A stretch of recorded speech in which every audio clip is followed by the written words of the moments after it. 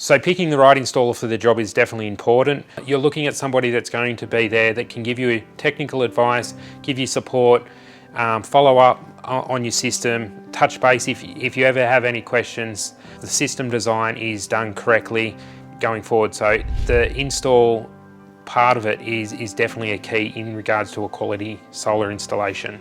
You definitely need a quality installer with quality parts to ensure that you're getting a good quality system. You could have a really crap system with a good installer and have really good workmanship, but the system's still going to fail. You could have poor workmanship, which means on good quality equipment, which means that the system's still going to be a poor system going forward.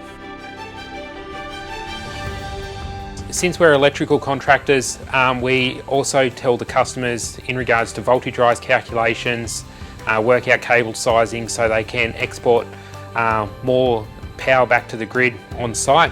And every site around here is different, whether it be residential, commercial, rural situation. All that is factored in when we're looking at jobs and installing solar onto those premises. So every system that we design, we will not send a quote out unless we've done a site inspection first. This ensures quality going forward.